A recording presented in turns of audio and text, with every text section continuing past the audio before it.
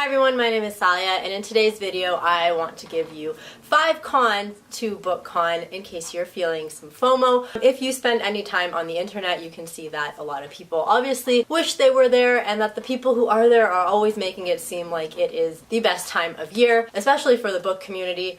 So this video honestly is in no way to bash the event. I want to be positive and whatnot. I just thought that I could give 5 pieces of information for you to chew on that kind of show maybe the less prettier side of BookCon, and honestly it's just to give you perspective, because if you wish you were there, it's easy to get inside your head and, you know, just think, oh my god, I'm missing out on everything and I'm missing out on all the best stuff, when the reality is no one ever really talks about the boring side, because why would you? As a very brief disclaimer, I am like a nobody when it comes to this community, so I didn't have a media pass, I didn't do any of the behind the scenes stuff, and obviously I can only speak about it from the perspective of someone who lives off of her line of credit and was able to just pay her way to this event. So obviously I recognize that privilege, and it's honestly probably a bit different if you are able to get in for free, but we'll talk about that very soon. So let's just start. So the first one, since we're already on the topic of privilege, it is very expensive to go to BookCon, and honestly for the most part it is probably a waste of money. So if you happen to have a big enough channel that you can get a media pass, and so your expenses for the actual event are covered, then I think that makes a huge difference. I'm not really sure if when you get a media pass, if that covers both BEA and BookCon. If it covers both of them, then 100% it's worth it. I would also fly to New York, and you do get a lot of free shit if you're able to get into BEA compared to BookCon. Otherwise, like, it's at least 100 something to get into BEA, which I did not do, but you will get a bunch of arcs, so I think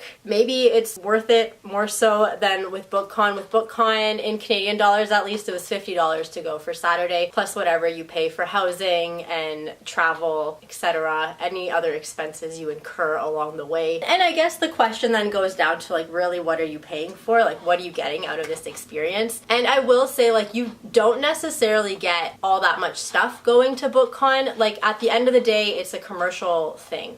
So when you go there, you can pay to buy books. You usually have to buy a book to get a signing or an autograph, even though the autograph sessions are free. And just in general, like any of the gifts and whatnot, a lot of them are for purchase. If you're lucky, some places might have a bit of a discount, but all in all, I found a lot of places didn't even have a discount. It was more like you get a free tote or a free bookmark or a free, you know, something kind of useless if you buy a book. The highly coveted arcs are like few to none in my opinion in BookCon, and you really have to be running around, getting into lines, like on top of your game, a tiger ready to pounce. Like, you really need to know what you're doing to get that. So there's a really high chance that you spend the money on the BookCon ticket but don't get a whole lot physically out of it. I think the best deal this year was the Fierce Reads stand. I believe it was 20% off, but it might not have been. But if you purchased one of their newer books, they actually gave you a free arc that's coming out soon. So that's a kind of cool way for someone who's like not in the industry and really has no way to ask for arcs to be able to get an arc and have that feeling without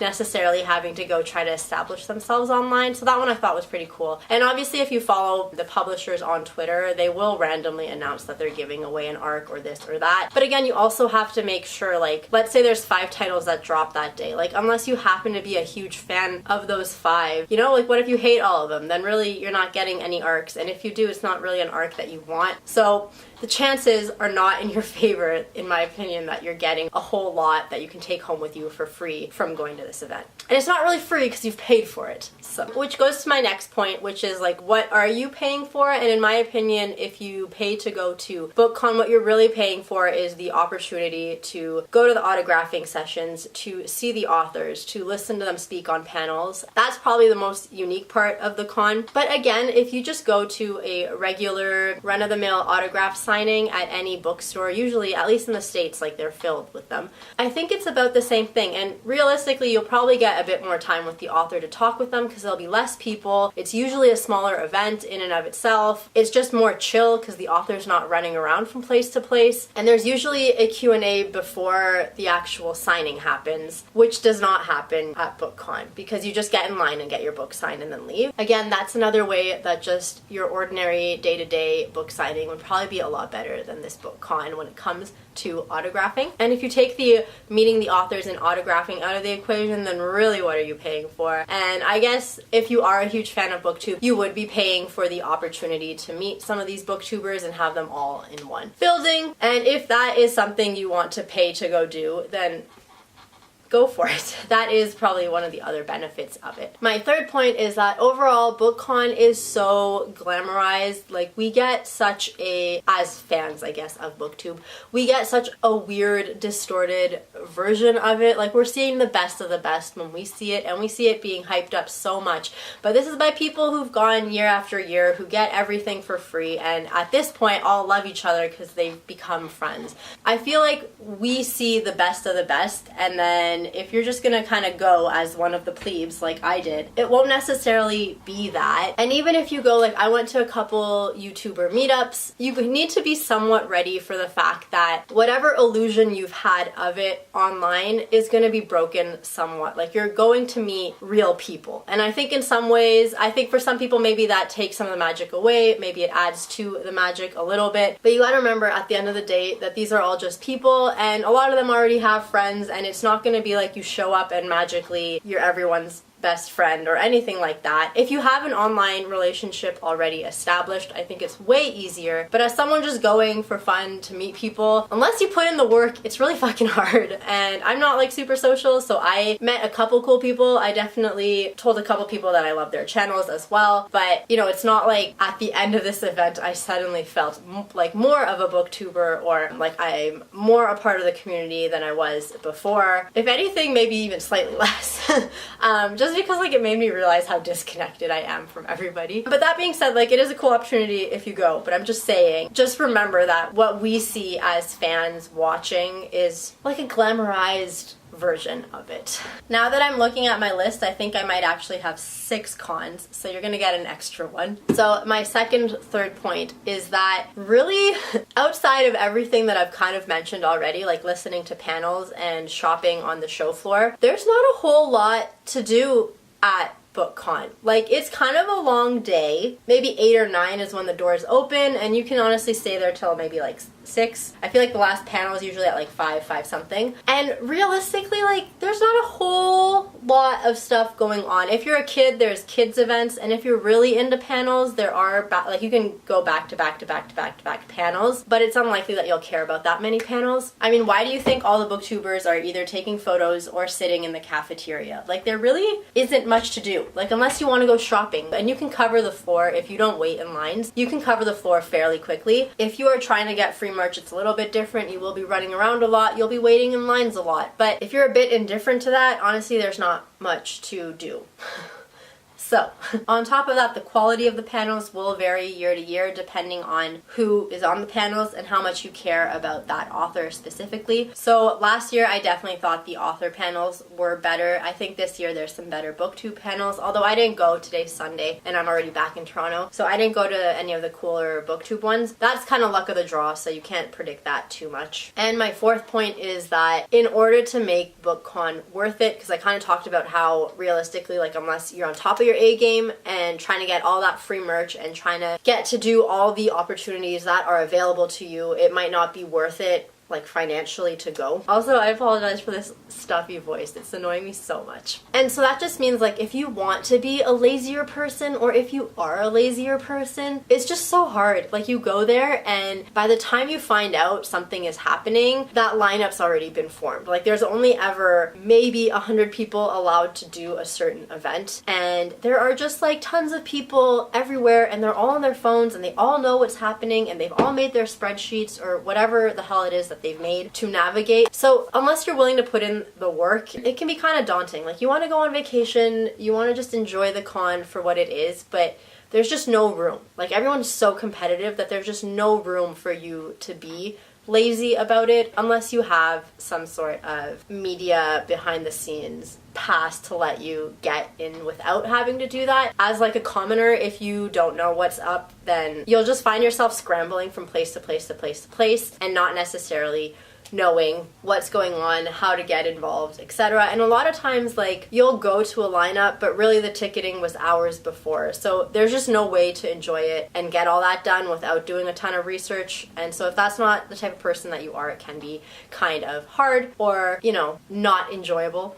The flip side of that is that if you are more of a person who takes value in the sentimental little moments, then you might just enjoy that you get to be in the same building as someone who you admire, and there might just be small opportunities here and there that are priceless or whatever. I know, like, I got to do a short interview, not for anything in particular. I think they were like doing research for The Outsiders, because it was turning into a musical and they were just asking random people about it. Honestly, that was the highlight of my day. I just liked pretending that I was giving an interview and talking with the person and having a mic in front of me and, you know, living that fantasy. You never know. But if you want to financially make it worth it, you need to put in a lot of work. And then my last con is that if you have any sort of mental illness at all, BookCon will test it. BookCon is trying times. You're going to be surrounded by people, by sensations, by noise, by chaos, by just like a lot of stuff happening all the time, and it can be hard to stay on top of that. But also, I think that if you're going like me because you are a fan of BookTube at all, it's just so hard to not build it up in your head. Like, there's just no way that you can go in without expectations, because, you know, you've watched people's vlogs, you've seen people's Instagrams, you've seen how much hype goes into it, and it's really hard to detach yourself from that. And if you're going in with expectations, it can be hard, because if you meet them, great, you're having a fabulous time. If you don't meet them,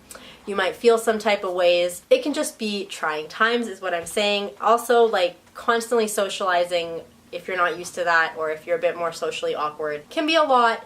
And meeting a bunch of people, and if those interactions don't go the way you planned, it's just a lot to handle kind of on the fly. And if you're doing that back to back to back to back to back to back, plus you're tired, plus you're exhausted from standing all day, etc., you know, it can all add up very quickly. But if you are super chill, then that won't necessarily bother you. But most people, I find, at least on YouTube or BookTube, have a little bit of a tendency to have some sort of mental health thing. Finally, I guess this is less of a con and more of like a wish.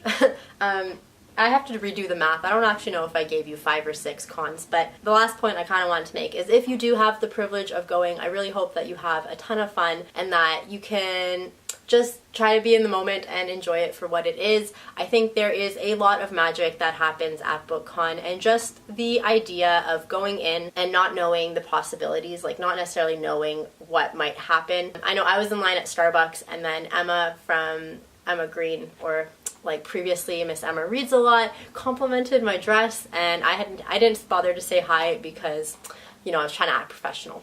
But that made my day. Like I said, that random interview that was for research made my day. Just being able to see some of the people that you admire, or seeing, you know, whether it's a booktuber you like, or whether it's an author that you really enjoy hearing from, or whether it's a new author that you find, or if you just make new friends. I know I made a couple new booktuber friends at the meetup, or even just like waiting in line talking to people. The possibilities really are endless. Like, you could run into anybody there, and that's kind of the cool part of it. And you never really know. You might make a great friend. Like, I personally didn't come out of there feeling like I'm suddenly so involved in the booktube community and I know everybody now. But if you are more social, if you've already made those foundations online, you might go in there and come out feeling like now you're truly a part of the community. And I honestly hope that when you go, you do feel that way, and that whatever expectations you had do happen. And if you do get to go, I really hope you enjoy your time. Also, honestly, like, if BookCon is lame when you go, remember you're still in New York City and you can still do so many other fun things in the city. You can go take a photo on that wall of Books Are Magic, because that makes you a booktuber, right? Am I right? Am I right? And yeah, I really just hope that you have fun. And if you're like me and kind of scared, you can just take a random friend who's not at all involved in booktube to just come with you and tag along, so you're never alone. Alright, cool. I hope you found this video somewhat helpful. I hope after watching it you do feel a little less alone, and if you are going in with high expectations, maybe this will kind of give you a dose of reality. And again, I really hope that if you want to go next year, it might be the year for you. Bye!